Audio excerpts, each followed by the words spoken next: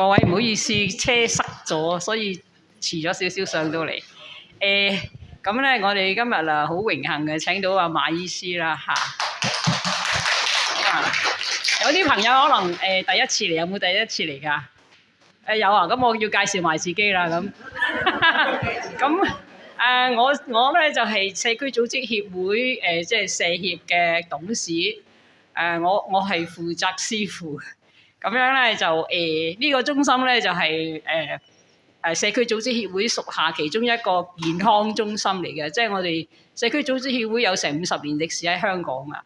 咁啊專係做好多房屋問題啊，好多貧窮嘅問題啊，基層嘅問題啊。咁香港嗰啲你哋聽過籠屋啊，聽過嗰啲咩房屋問題啊、露宿者啊嗰啲都係我哋機構做嘅。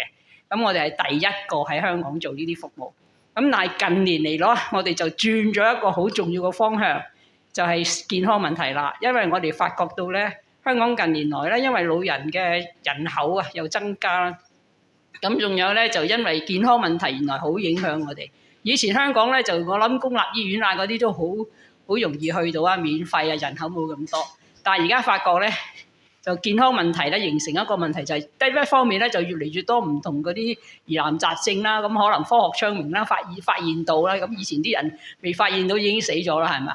咁但係而家唔係喎，而家係人口又多，醫療嘅設備咧好啦，咁但係又好供不應求，我哋人口又多，咁我哋發覺喺我哋嘅服務嘅對象之中咧，好多人咧本來唔窮㗎喎，點知病下病到窮晒。我哋話因病致貧。即係譬如你屋企有一兩個人咧，有啲長期病啊、cancer 啊，或者係血壓高、中風啊，咁咧之後咧，哇！成家大細嗰啲錢啊，係咁使，咁好多呢啲個案我哋接觸到，咁我哋就發覺咧，與其去用好多錢去醫病，不如我哋早啲去做多啲健康問題嘅嘢，咁我哋就成立呢個中心。咁好主要方面咧，我哋就希望好方面。即係好似醫師咁啊！我哋好彩嘅，我哋成日請到啲好叻嘅醫師嚟幫我哋講講座。講座嘅目的一陣間你都知啦，即係一啲病，其實你未病之前咧，中醫好犀利係治未病啊嘛，係咪？即係未病有病，即係醫定先啊咁樣，然後就防止咗疾病。咁另外一方面咧，就係有啲人真係病得好犀利嗰啲咧，咁佢就嚟到我哋呢度，我哋有氣功嘅課程啊，有各方面嘅課程，同埋有啲減壓嘅課程或者心理輔導，我哋都做埋嘅。因為都係我哋方面嘅，咁呢個中心就係做呢啲啦。咁我自己咧就係未講自己，我係郭可怡啦。咁我自己咧就係喺大學教書嘅以前。咁以前就叫郭教授啦，而家就唔係啦，而家退咗休啦。而家喺呢度咧就係師姐。咁啊，我係教氣功嘅，我幫手負責教氣功嘅咁樣。咁啊，馬醫師咧就一陣間等阿 Winnie 介紹多少少啦。Winnie 你講多少？係各位好嚇，咁啊特別歡迎啲新嘅朋友嚇。咁啊係 Winnie 啦，咁啊可以叫我 Winnie 或者譚姑娘都 OK 嘅。咁亦都係中心負責即係呢個中心嘅社工嘅。咁喺即係今日咧，我哋其實咧早幾個月之前咧就請咗馬醫師嘅。咁啊請即係接觸馬醫師之前咧，就有一個中西醫學美容。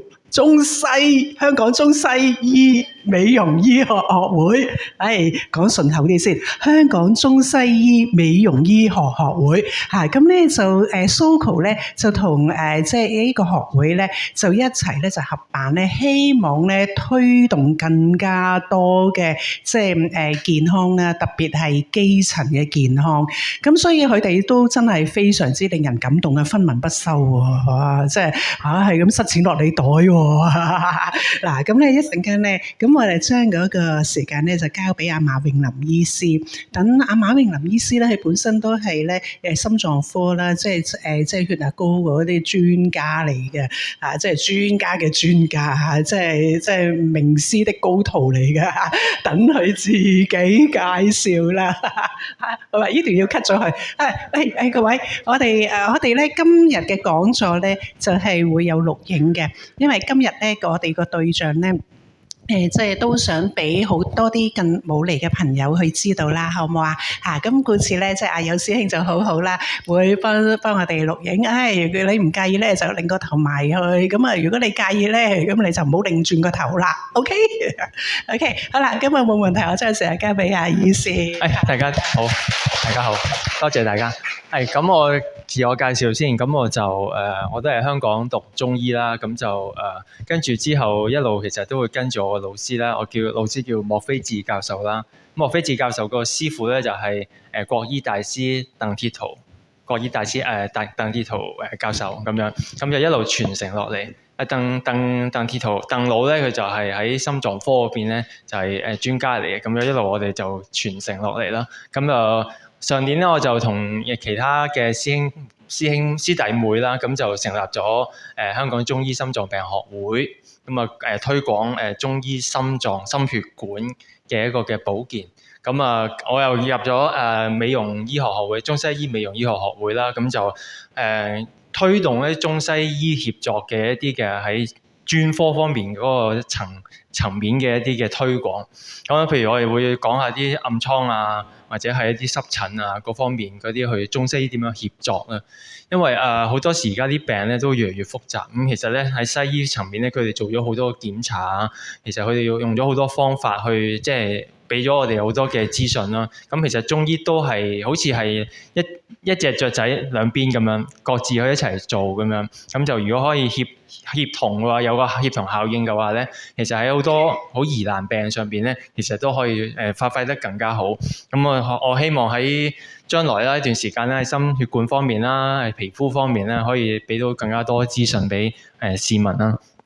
係啦，咁咧我想今日咧就我諗大家嚟到咧都會有好多本身有嘅問題啦，可能大家都已經食緊血壓藥啦。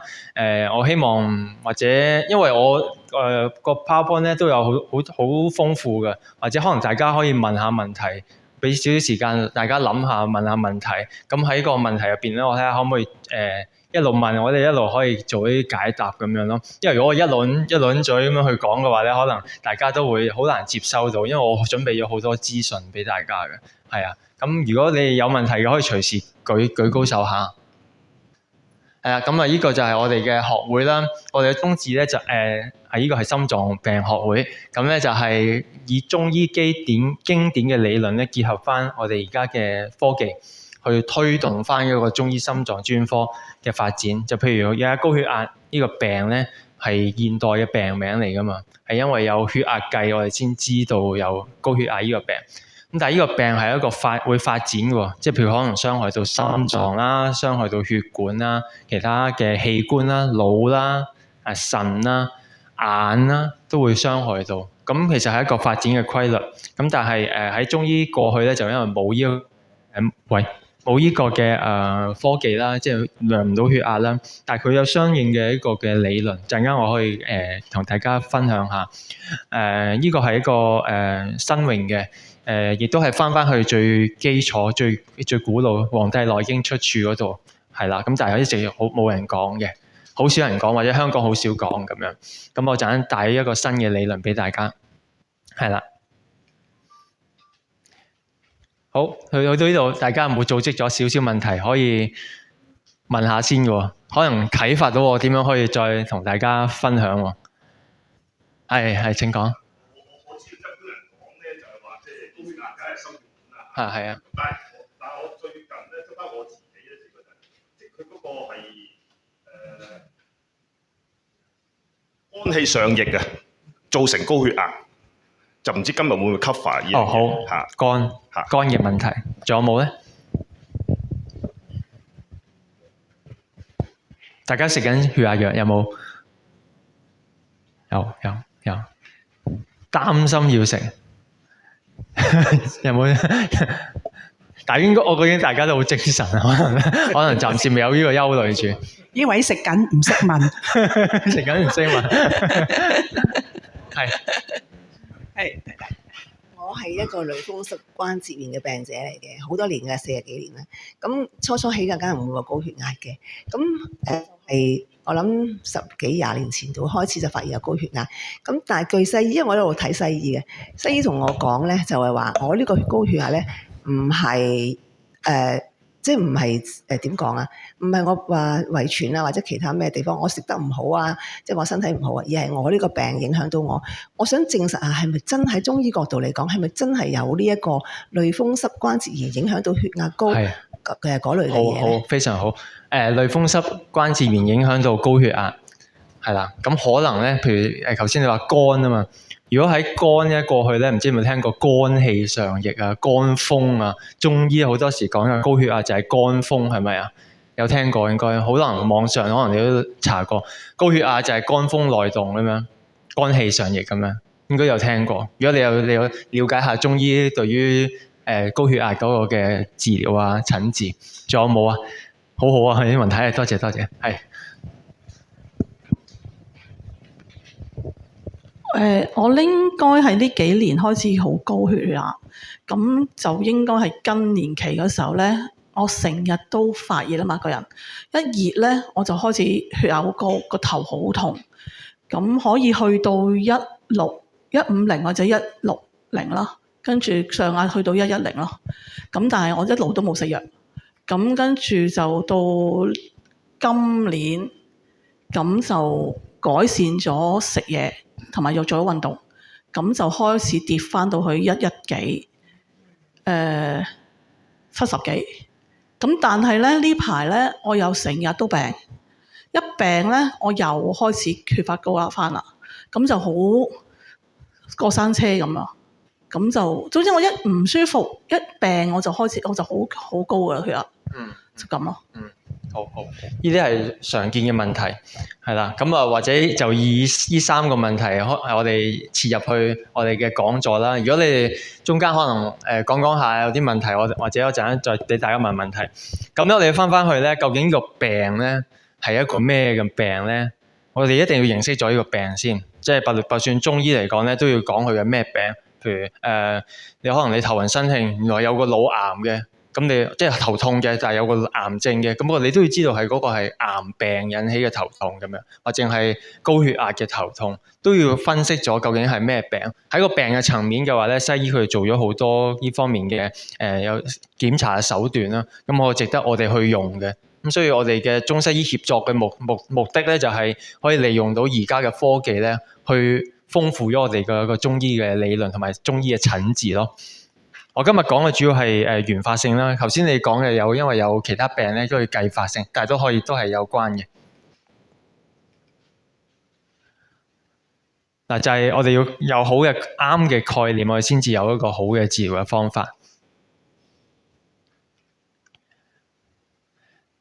我哋中醫咧應該係辨證啦，辨病再辨證，呢個係辨證論治嗰個症咧，呢個症狀嘅症啦，係啦。咁頭先咧講肝風內動嗰個咧，一定係有一個症先嘅症狀，我哋先至會有一個症個肝嘅問題，肝風嘅問題，嗰個就係辨證啦。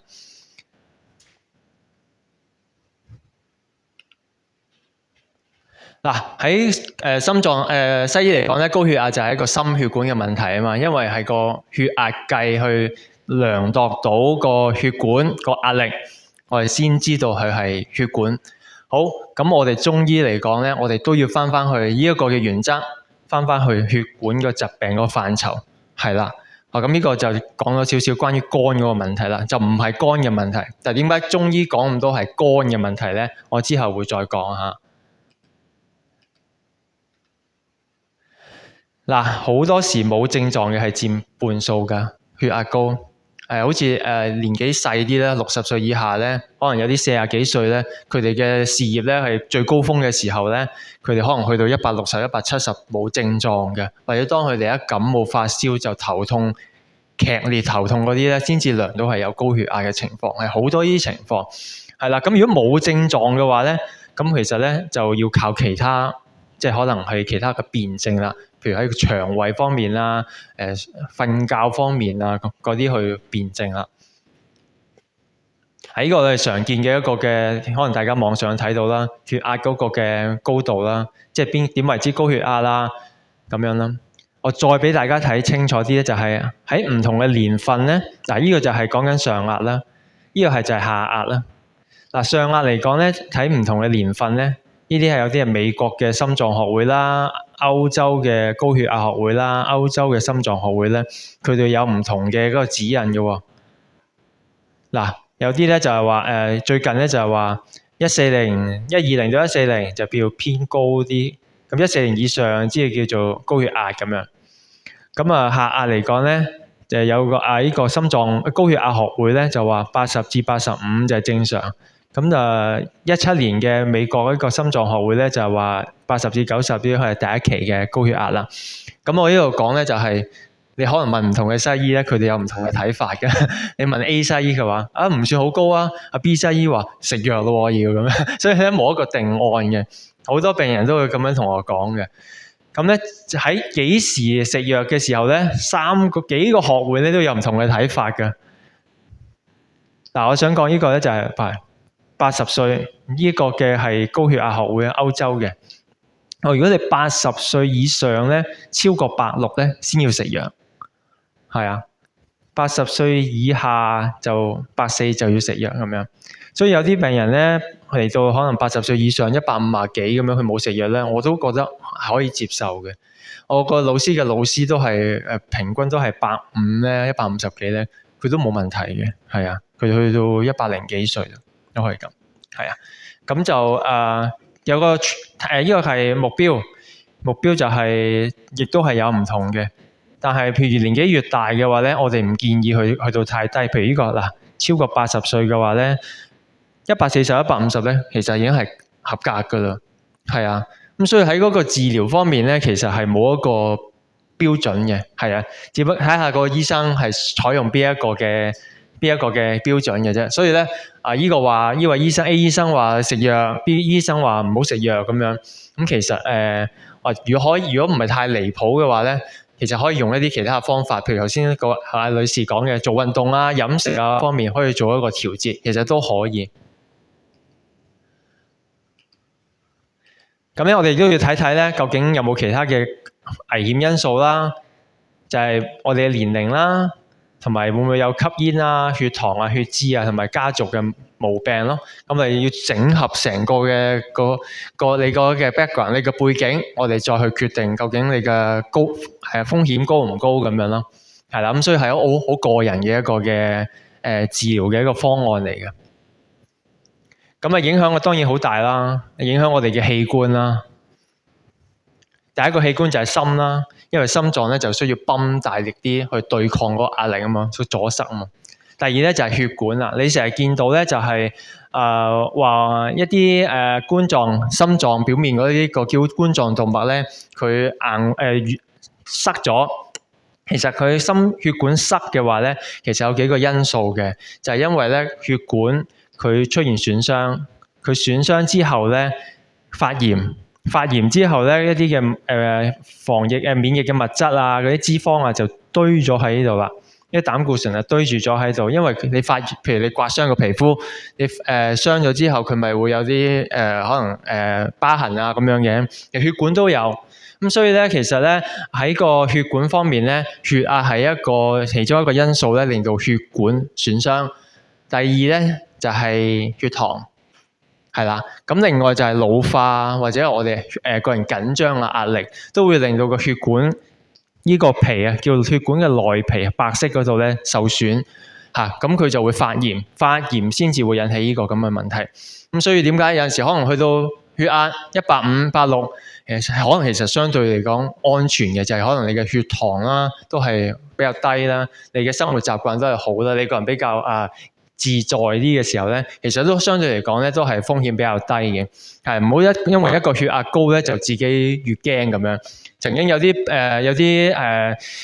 研究咧就係話，當個醫生話俾你聽你咩高嘅時候咧，你反而咧形成一個惡性循環，成日諗住咧就一路高上去啦。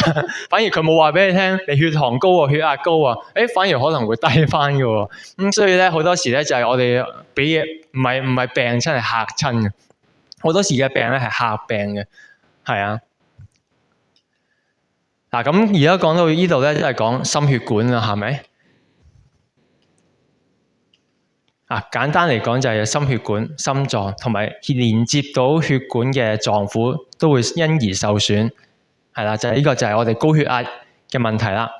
第一個病例咧就係曾經呢個血喺我診所度醫嘅咧，就係睇過。去喺我度咧，去診所醫咧就係未醫嘅時候咧，就係血壓去到170、180個上壓啊，都好高噶啦。但係佢拒絕咗去食啦，拒絕食血壓藥啦。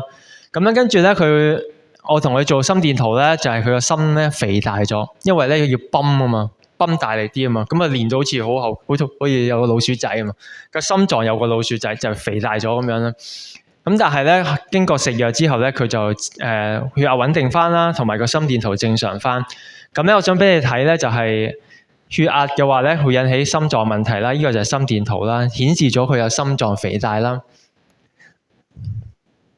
咁同埋有血管嘅會損傷啦，佢窄咗啦，同埋個腎咧都會受損啦。咁所以其實咧，血壓嚟講咧，都係真係我哋要好在意嘅，但係又唔好太過擔心，因為咧牽涉到好多問題。一來係家族嘅遺傳啦，二來咧其實係同心理都好有關嘅喎。咁所以咧，你哋嘅心理方面咧都要放鬆嘅心情啦。譬如可能做啲呼吸啊，你哋氣功咧就可以幫助到你哋去平復個心情啦。可以調下個氣啊咁樣，同埋有運動啊咁樣啦。咁咧，呢個係一個病患咧，就係女士嚟嘅，70幾歲啦。咁佢話咧，本身咧佢就係長期食血壓藥嘅，但係咧去到下晝嘅時候咧，就成日都覺得唔夠氣啊、暈啊、血壓偏低咁樣。咁我就建議佢減少其中一個血壓藥嘅。咁其實之後都穩定嘅。咁就，但係有一晚咧，佢話佢俾佢老公激親，係啊，其實老公激親係啦。去咗隔離房打牌，同朋友去上翻北上，過咗去打牌唔理佢，咁佢就嬲啦。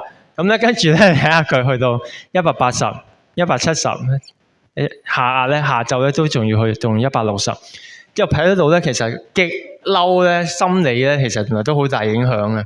所以咧好多時咧就係世界盃啊，或者係咧世界盃之後咧好多心臟病患者心臟病發或者係中風啊啲情況嘅。咁所以咧我哋嘅心臟同個心理咧係好相關嘅，係啦。咁所以如果你話我唔食血壓藥得唔得啊？當然如果未開始嘅時候咧，我哋可以試下調節下自己嘅心理先啊，心情啊，好嘅睡眠啊、運動啊各方面去入手。呢個咧就叫心率變異性啦，香港咧好少西醫去講，呢個係透過頭先我哋呢一個嘅心電圖咧去做一啲嘅演算得出嚟嘅一啲嘅數字嚟嘅。你睇佢咧，呢個叫 SNS 咧，就係佢個人咧好亢奮啊！佢治療嗰日嚟到頭暈咧，治療前就係7啦，治療之後咧就去到5，就正常咧係-2到2嘅，佢就比較亢奮。即係呢一個亢奮咧，就即係話佢隨時處於一個嘅攻擊人嘅狀態咁樣，即係唔係話佢嘅心理要隨時打人，但係佢係好緊張咁樣，隨時要同人作戰咁樣，係啦，佢同佢老公作戰啊嘛。咁跟住咧治療之後咧就放鬆咗啦，咁過咗2個禮拜之後就正常翻啦，係啦。咁所以咧你哋要保持好嘅情緒啦，心境平和啦。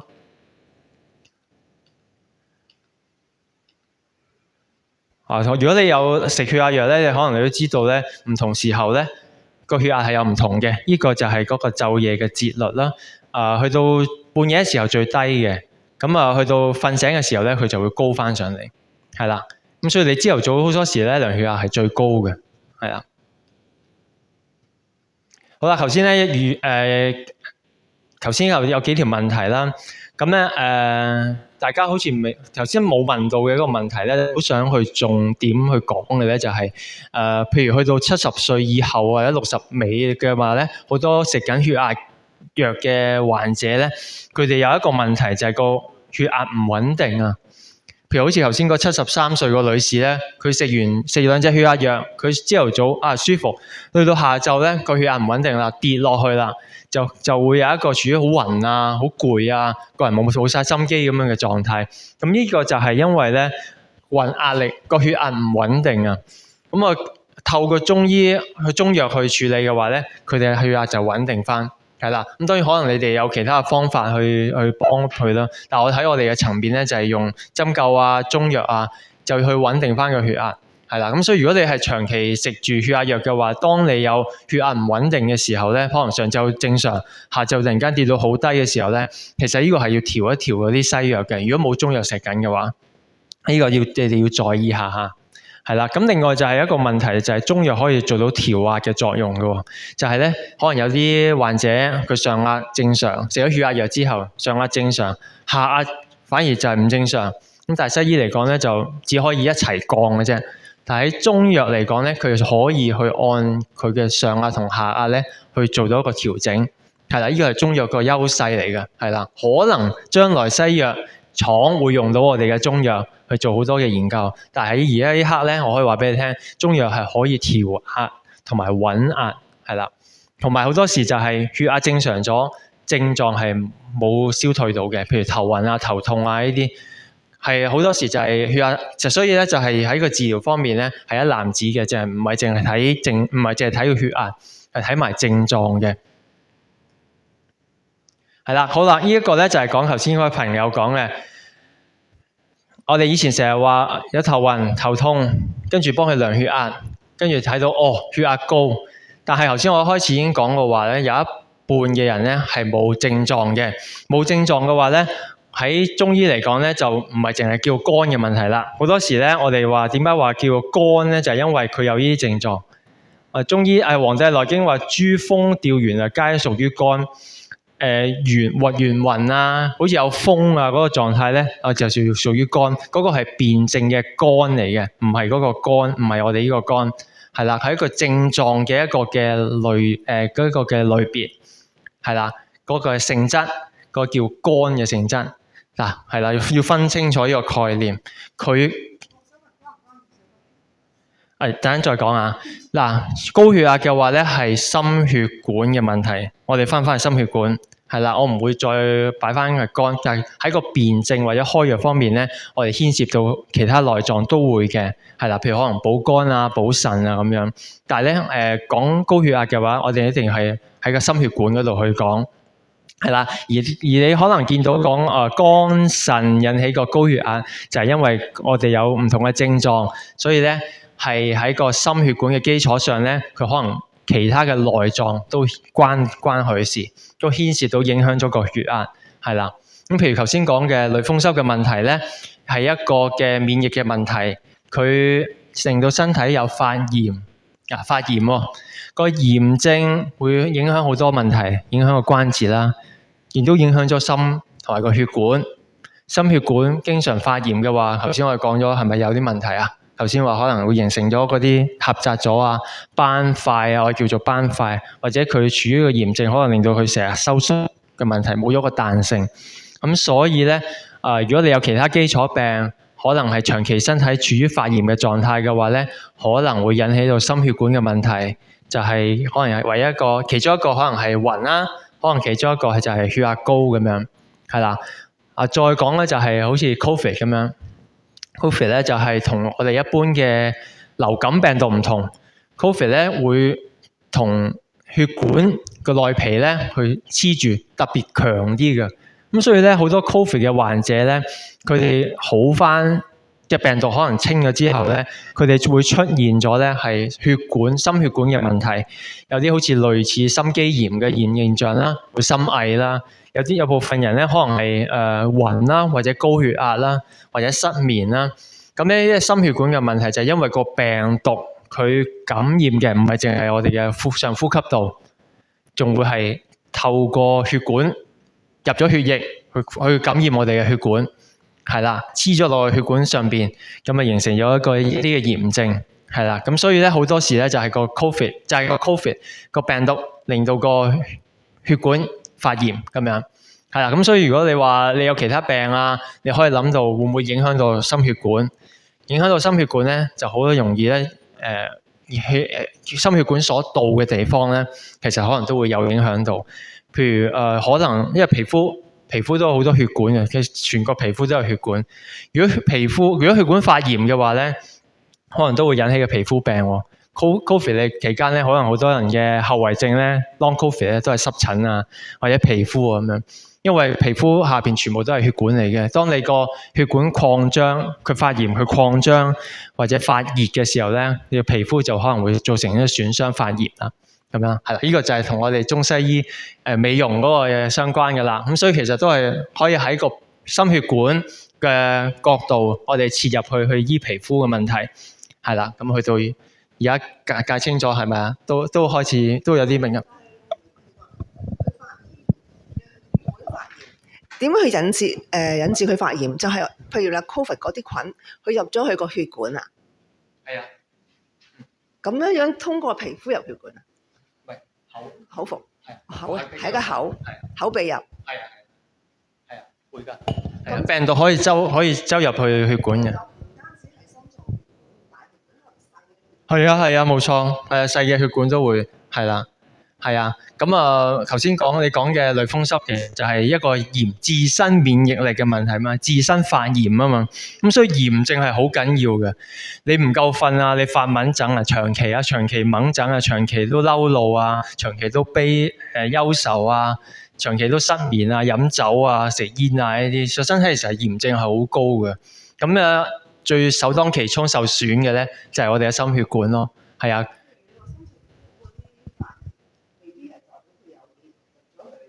係啊，唔關事嘅，所以叫自身免疫嘅問題咯。係啊，包括類風濕啊、紅斑狼瘡啊，呢啲都係自身免疫嘅問題咯。係啊，但係佢唔會有病毒啊、細菌去感染你，令你發炎，但係就係自己個免疫力打自己咁樣咯。係啦。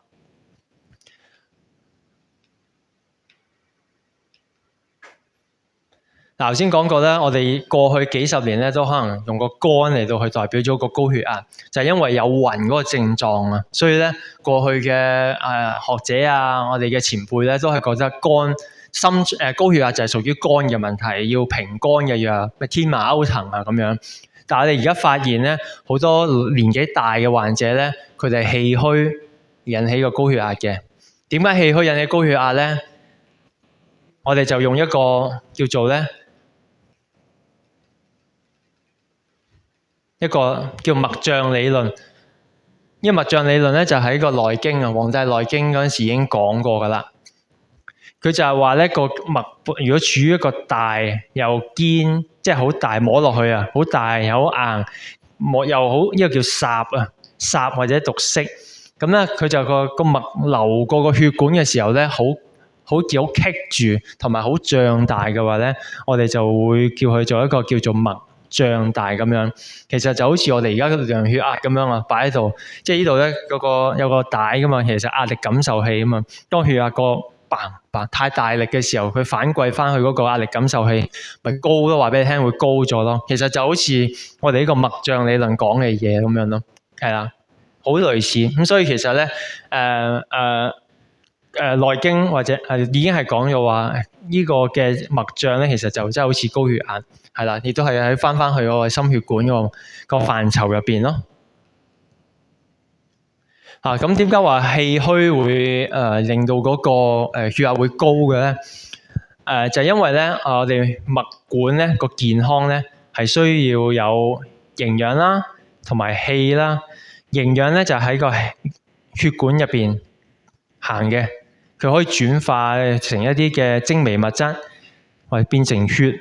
跟住咧，去滋潤翻個脈管，去令個脈管去生長。氣嘅話咧就叫衛氣，衛氣咧就行喺個脈管外邊嘅，去保衛住呢個嘅血管，同埋咧佢可以有一個推動力，推動血管入邊嘅血啊，啲精微物質嚟去推動去行佢。如果喺脈外邊嘅個氣弱咗嘅話咧，佢推動力咪弱咗咯。咁形成嘅係咪就係個脈會脹大咗啊？係啦，就係咁樣。咁另一個情況就係咧，五臟六腑壓力大咗，就好似你一個水管駁住咗，可能個末端俾個小朋友踩住谷住咗，咁你個水管係咪啲水流得唔暢通啊？咁個血管咪會脹大咯，係啊。譬如如果有腎石，咁會唔會都會造成都有可能嘅，係啊。咁內臟嘅壓力大咗，佢都會令到個血管都會有一個阻塞啦，係啦。咁令到佢血喺脈入邊咧行得慢咗，造成一個壓力咯。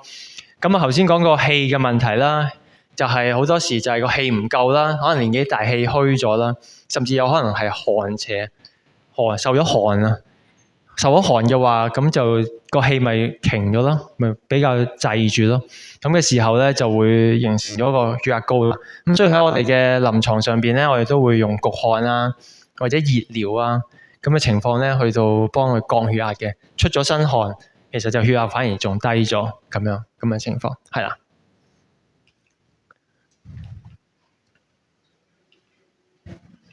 嗱，頭先講過咧，五臟六腑嘅脹咧，嗱。就係譬如啦，五臟六腑嘅脹其實佢有症狀㗎。嗱，心脹就心煩氣短，瞓得唔好；肺脹咳，肝脹就係個腋下嗰個位痛；脾就係成日弱氣、胃氣上逆；四肢好重啊，又瞓得唔好啊；腎脹可能譬如有腎石咁樣，或者個腎個氣功能唔好，佢就會肚容易脹啊、腰背唔舒服啊咁嘅情況，腰痛啊咁樣。我點解？呢個其實咧喺內經你認一認咯，喺嗰個《靈樞經》入邊有呢個嘅叫脹論啊，《靈樞經》嘅脹論有呢個嘅，但係我哋就將佢咧變咗做我哋口而家嘅用語咯，係啦，咁就你可以，如果你想想請教下咧，心脹包唔包括嗰個心跳快咧？心脹都可以嘅，都係其中一個症狀嚟嘅，係啦。所有嘅關於心嘅症狀咧，都會係屬於心脹，心跳快係屬於心悸啦，我哋叫心悸。好，咁六腑又會有脹，又有唔同嘅情況，胃脹有咁樣嘅情況啦，胃痛啊，大腸亦都會脹，小腸亦都會脹，膀胱都會脹，前列腺嗰啲問題，三焦脹、膽脹，係啦，咁有唔同嘅脹。但係未必即時高血壓嘅喎，佢可能係一個嘅因為內臟嘅脹，久而久之佢演化到變成有一個內臟嘅脹，或者血管嘅脹大咗，係啦。咁可能你年紀細嘅時候咧，個血管咧仲有一個相應嘅彈性，咁所以咧量嘅時候咧，你未必會個血壓計咧未必量到你係血壓高。但係呢啲脹嘅話咧，久而久之可能會引發到反翻過嚟啊，令到個脈脹喎。記唔記得頭先我講，可能係氣虛或者有寒氣喺個血脈嗰度引起個脈脹，另外就係五臟六腑都可能會引起個脈脹，係啦。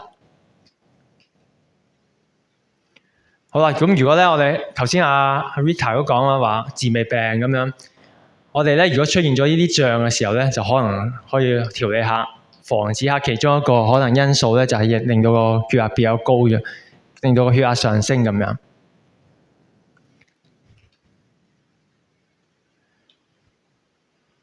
好啦，仲有少少時間，我就介紹下大家啲穴位啦。不如問下仲有冇問題？頭先講理論嗰啲已經講完啦。其實咧你講高啦，咁但係問題如果低血壓咧，嗰個會唔會個禍害都好大嘅？因為我自己血壓咧就我118啦，高嘅，低嘅就得62。咁咧，你食緊血壓藥？冇食㗎。哦，好。咁咧就心跳咧就60幾嘅啫，我。好啊，咁心跳嚟講都仲正常嘅60幾，上壓都110幾，其實唔高嘅，都幾好嘅，係啊。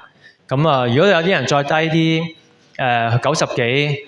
上下90幾，下下60幾，佢都冇唔舒服嘅，話可能攰啲咁樣。咁呢啲就要補氣咯，都係要。佢可能升翻少少咧，佢就會個人健康、舒服啲啊，精神啲咁嘅情況咯。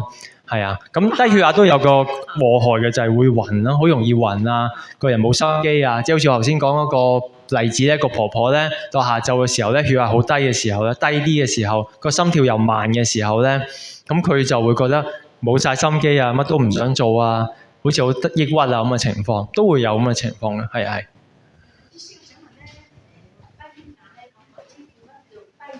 數係幾多？去到幾多個最低要留意啊？即係我自己都係低血壓嘅嚇。我試過咧94啊嗰啲咁咯。如果你冇唔舒服嘅話咧，其實有啲人真係90啊，都其實冇一個標準話係低血壓嘅。而家係啊，因為西藥冇提升血壓嘅藥，所以我話俾你聽，我唔話咁幫你醫啦，係呢段又要 cut 㗎啦。即係咧90幾啊，80幾，有啲人咧真係佢哋冇唔舒服嘅話咧，咁其實就 OK 㗎啦，係啊，冇問題嘅。但係有啲人咧可以再講咧，就係佢平時80幾、90幾。突然間升到110幾或120幾嘅話咧，喺個數字上係正常喎，但係佢開始唔舒服㗎啦，頭痛啊、暈啊，咁我通常就會問你平時幾多咁樣，咁一降翻可能去翻100幾喎，佢就舒服翻咁樣，咁所以其實好睇你平時你個血壓係點樣，穩定個血壓係好重要嘅，穩壓頭就算係一日裏邊，你個血壓咧盡量都係要穩定，唔好太高太低。太高太低太差別太大咧，其實個血管都會受傷嘅、受損嘅，係啦。病嘅層面我就頭先講嗰個脈象理論，因為時間好短啦，我想大家翻去由中醫可能認識過去嘅脈象，即係高血壓就係肝嘅問題、腎嘅問題，翻去心血管嘅問題。如果你翻心血管嘅問題嘅話咧，你醫高血壓啊或者心血管嘅相關嘅毛病咧，咁其實咧就會係得心應手好多噶啦。係啦，喺我哋層面啊，係咁，你仲有咩問題？你講翻穴位啦，唔好意思。穴位我唔緊要啊，因為穴位嗰啲好容易咧操作嗰啲。我想問下咧，如果食西藥咧，佢話血壓高咧要食成世噶嘛？咁如果中醫使唔使食成世啊？其實咧西醫嚟講話食成世咧都唔一定嘅，好多病人咧佢慢慢減嘅。2粒食翻變咗1粒咁樣，或者去半粒咁樣。佢話所謂食成世咧，就係想你唔好立亂自己停，係啦。但係對當見到你暈喎，或者有啲西藥咧，咪會控制埋個心率噶嘛。咁啊見到你太低心率太低咯，即係可能去到40幾、50幾，佢自然都會幫你停嘅，係啊。所以唔係食成世嘅，係啊。咁同埋你冇其他嘅介入嘅方式去到治療嗰個血壓嘅話咧。個血壓其實真係會升翻嘅，好多時係啦。咁所以其實咧，中醫喺高血壓嘅患者度，佢介入嘅話咧，去穩定翻個血壓，或者調理翻一啲嘅身體其他內臟嘅毛病嘅話咧，佢個血壓穩定嘅話咧，其實好多時西藥佢可以慢慢減到，係啦。因為你西藥即係西醫淨係開血壓藥去壓住佢啫嘛。當你坦白講，其實你停咗藥，你血壓高翻嘅話咧，其實都唔係，即係代表佢冇醫好喎，冇醫過個病啊，只不過數字上係穩定咗嘅啫，係啊。咁所以其實喺我哋中醫嚟講，我哋發現，譬如有啲年紀可能輕啲嘅時候咧，佢哋恢復能力強啲嘅時候咧，如果單靠中藥嘅時候咧，佢哋係可以係真係停藥嘅，中藥都可以令到個病情穩定翻落嚟嘅，係啊。咁就年紀大嘅話咧，我都唔敢立亂去幫你減西藥嘅，係啊。咁因為有個好大嘅責任喺度啦。另外就係因為你哋嘅血管咧，年紀大啲血管個彈性都會弱咗，佢可能咧會有好大嘅偏差。咁其實都有一定立亂減藥咧，都有個危險性嘅，係啦。所以你哋食緊血壓藥嘅就唔好立亂自己減。但係如果你哋發現到有好似我頭先講嘅唔穩定嘅血壓、心跳有時太低、暈嗰啲情況咧，你一定要同醫生講翻。你唔講過佢當你冇事㗎啦，係啊。因為佢哋一日睇咁多個病，佢哋好難去逐個去問你哋太仔細嘅情況。我講一講我自己經歷咧，即係我當初咧試過高血壓，即係突然間暈啦，想嘔添啊，150幾咧。咁就後尾我自己知自己咧，我就食一啲通血瘀嗰啲，譬如田七啦。咁我血壓降翻落嚟嘅，即變到120啊、80幾啊嗰啲咧。但我心跳一路都降唔到嘅。我之前係90幾，去到100幾都有。咁我知係有問題，最初係心跳高，跟住只係高血壓。咁高血壓落咗翻嚟啦，我心跳都有90幾，最靚仔咧都80幾，當然咧瞓覺起身嗰下就應該係70度嘅啫嚇。咁但係我知道係高嘅，所以今日聽你講咧，我知道係心臟嘅問題嘅嚇，就唔係我當初睇一啲中醫就話肝氣上逆。係啊，咁當然啦，嗰個肝係嗰個症，就唔係係啊，嗰個症嘅嗰個類別啊，就係嗰個用五行嚟講叫木啦，好冇講叫。我真係可能將來咧，我哋要改一改個名㗎啦。係啊，呢個概念嘅混淆嚟嘅。係。咁所以個心跳高其實都係嗰個病徵。係啊，心跳高咧就係同心電。嗱，心跳高嘅個名叫做網速，係心律失常嘅一種嚟嘅。咁啊，所以牽涉到個係心電個發電嗰個傳導。咁個電咧就受好多問題影響啦。個電嗰個起動器發電嗰個位咧，佢又受住周圍嘅血管影響啦。另外就受住神經系統嘅影響嘅。頭先我嗰個病人咧，嗰個就係透過一個心率變異性嘅測試咧，測試到佢好緊張。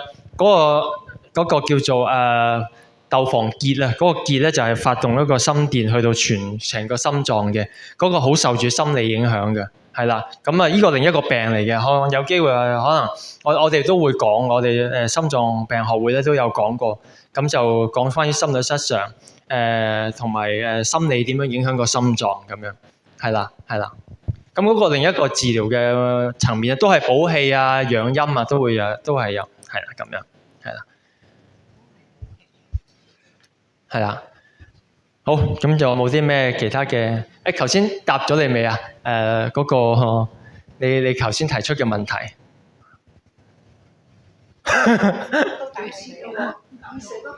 二水不平衡都，我記得，我知道。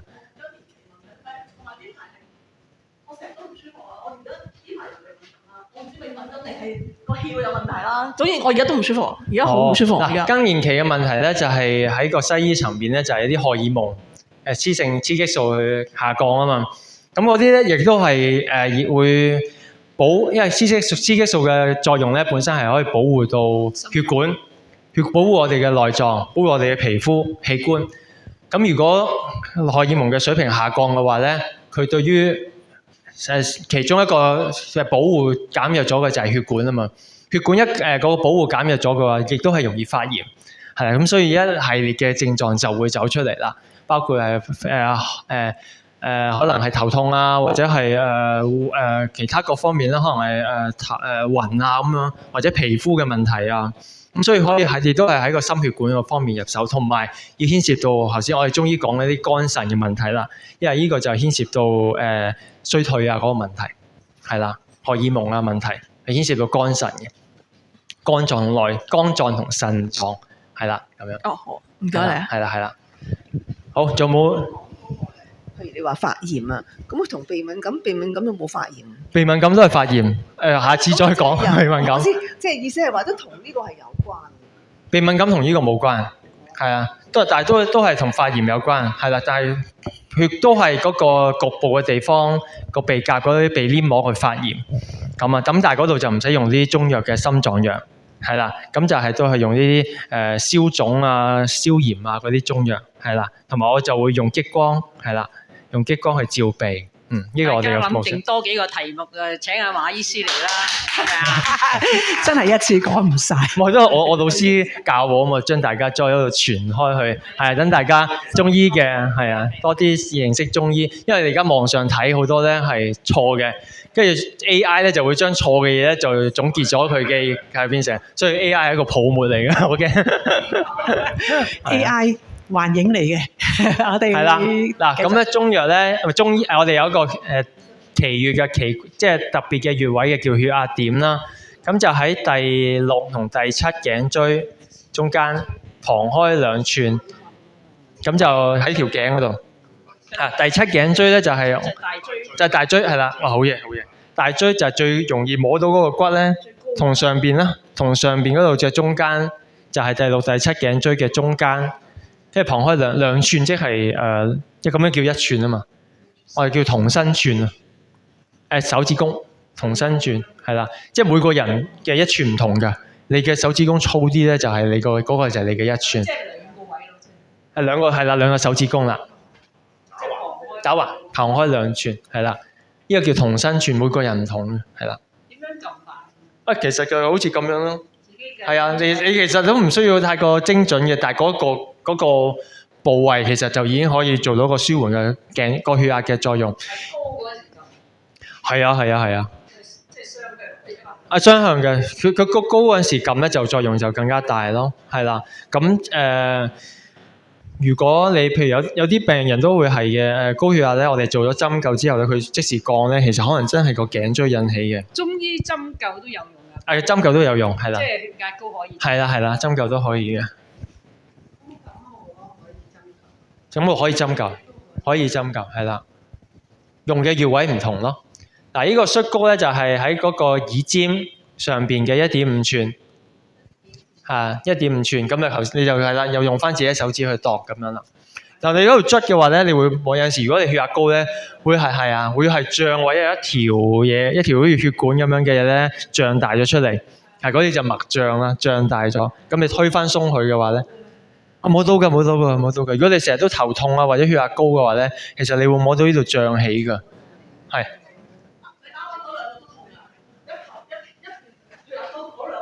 係啊，咁呢個按咗呢個其實會舒緩到，或者係稍微降到個血壓，係啦。係啊，摔谷穴，頭先嗰個血壓點，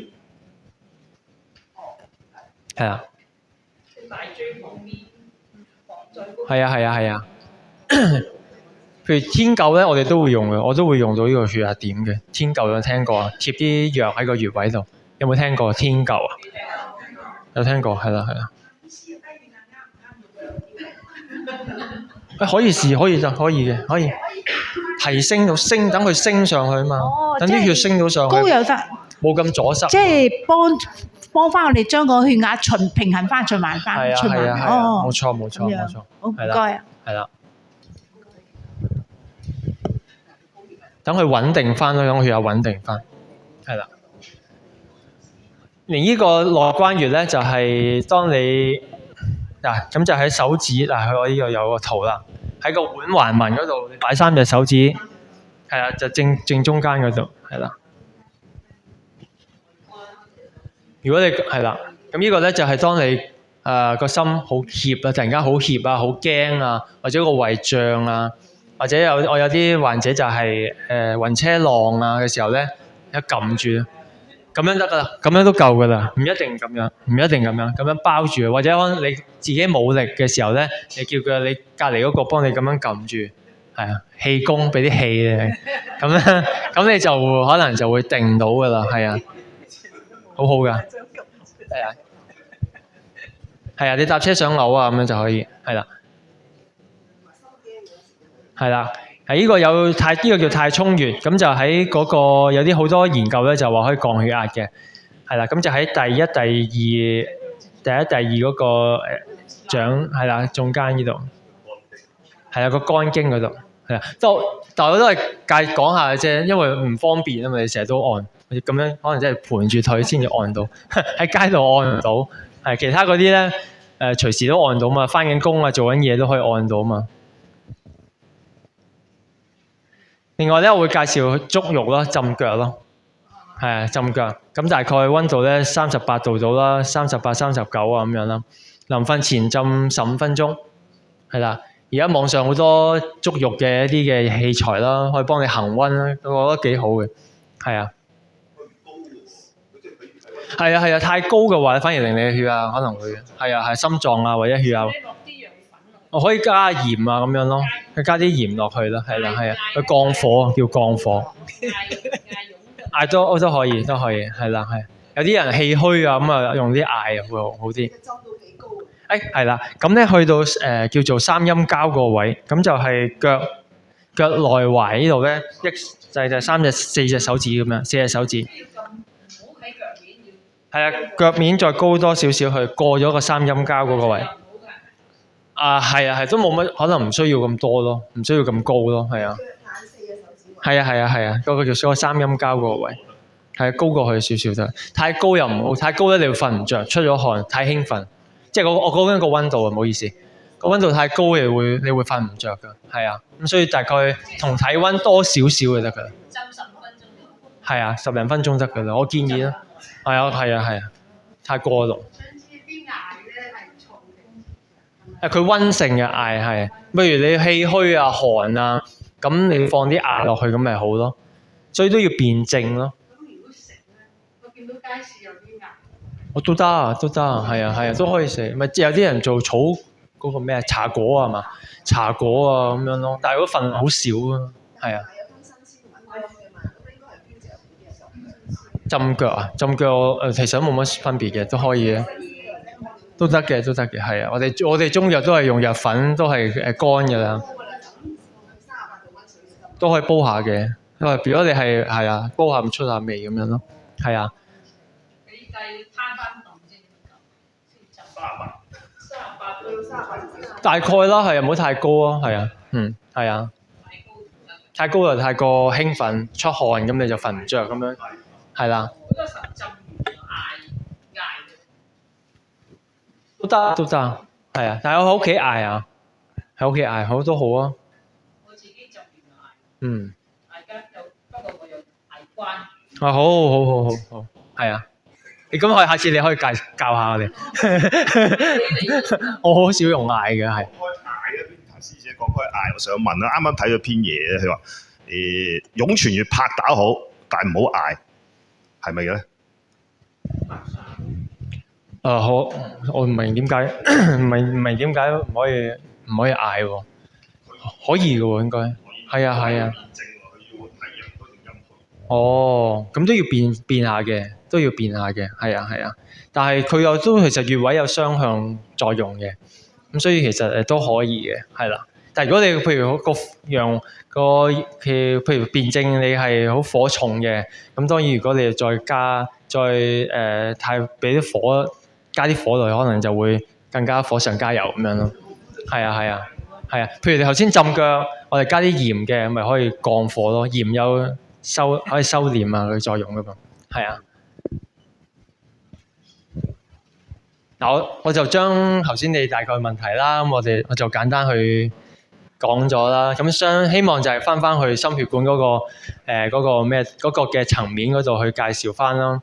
咁其實咧就喺個心血管嗰方面，我哋去入手嘅話咧，好多問題都可以解決到。呢個係我嘅IG 啦、Facebook 啦、Google 啦，你可以就 follow 啦，係啊。咁咧因為我哋會繼續都係喺唔同嘅學會啦。我有個皮膚學會、美容學會啦，一個就係心臟學會啦，都會係繼續好多嘅推廣啦。尤其是我嘅心臟學會咧，就係會定期都會講Zoom 有講座嘅。咁到時可能一齊去。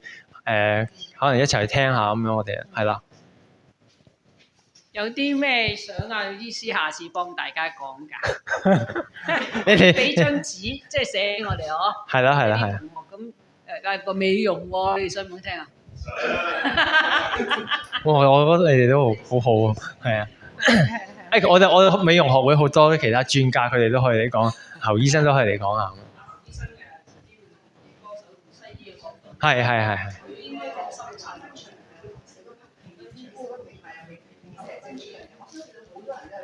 哦，好啊。有其他同學有問題？係有冇？係啱啱咧就提到話，即係想下一次講另外啲題目係咪啊？心臟嘅題目都幾好喎，專家嚟噶嘛。係。我想聽鼻敏感同埋濕疹。哦。係。好似一對雙生兒。唔客氣啦。冇錯，係可以講。係，都係敏感係真，敏感嘅都係敏感嚟嘅，好多時一齊發嘅，係啊，濕疹同埋鼻敏感一齊發嘅，係啊。但係醫嘅方法可以唔同。我想知咧炎症咧咁樣係食啲乜嘢好啲啊？雖然身體好多炎症啊。其實就可以有睇下個症啊，症型咯。頭先講咧，辨證辨病再辨證啊嘛，睇下你個炎症係有熱啦定有寒喎，寒氣都可能引起個炎症啦，血瘀啊都可以引起炎症啦。咁所以睇下你係熱多啊定係點樣咯，或者寒氣多，係啦。呢啲係我哋嘅辨證啦，根據個症狀去個辨證啦，症型啦，係中醫啦，係啦。冇錯啦，係啊，係。究竟熱多啲啊，寒多啲？但係譬如炎症嘅話咧，都會有熱喺入邊嘅，但係可能個底可能係寒啲嘅，所以可能係寒藥又會用，熱藥亦都會用。譬如高血壓嘅時候咧，佢哋血壓高，令到個血管內皮去摩擦受損嘅話咧，其實都係發緊熱嘅。咁相應咧可以加啲養陰，同埋咧去清熱嘅藥。但係如果你個人寒嘅話咧，我哋就唔可以攞得太多清熱嘅藥，或者係降藥、降火嘅藥，可能要加強一啲補氣嘅藥。喺個比例上邊咧好緊要，係啊。想問下咧，如果佢係心臟病咧，食惡血藥嗰啲咧，可唔可以係用即係可唔可以針灸啊，或者係用中藥？可以㗎，可以㗎，係啊，係，但係要好小心咯。係啊，譬如咧，中醫就要同中醫講。講中醫講，睇同西醫講咧，西醫就可能就會比較抗拒啲，因為咧中西藥始終有好多嘅交叉，係啦，特別係一啲舊嘅藥就特別，譬如嗰啲華法林嗰啲咧，就會好小心。同埋佢血壓咧低到咧上壓係70幾嘅，長期都係咁。哦，係啦。年紀幾大咧？差唔多70。好低，好細個啫，好後生，唔係好細個，好後生嘅啫。咁個氣弱。唔係佢因為咧9歲開始已經係風濕性心臟病，病咗幾十年。唔怪得，係啊，先天。咁佢就而家食淨係加咗個心臟起搏器落去咯，所以佢就好擔心咯，又唔敢針灸，又唔敢食中藥，好多嘢都要係啊，一定要係啊。不過呢啲就真係先天嘅問題就係啊，即係一個感染，係感染引起嘅。嗰啲就比較棘手啲。係啦。其實都可以睇中醫。係可以，係啦。不過要真係要睇下係咪喺個心臟嗰方面有多啲認識嘅中醫師咯。係啊。又譬如可能有啲自然療法師，唔好講。係啊，可能有啲中醫師佢都會會建議你停晒啲西藥咁樣嘅，其實好危險嘅。係啊，我哋雖然係中醫，但我哋唔會抗拒西醫佢哋嘅做法嘅，我哋一齊去合作，係中西醫協作嘅。係一下子你哋停晒啲西藥嘅話咧，其實係好危險嘅。係啦，亦都唔係我哋證明我哋嘅中醫係作用嘛，我哋就係想個病人好啫嘛。係啊，等佢舒服啫嘛。係啊，咁所以就中醫同你講停晒啲西藥先啦，咁樣其實係好危險嘅。係啊，你哋個會又有中醫有西醫㗎嘛？係啦，就係咁。好，我哋咧即係時間都差唔多啦，係嘛？咁我哋今日咧非常之多謝馬醫師嚇。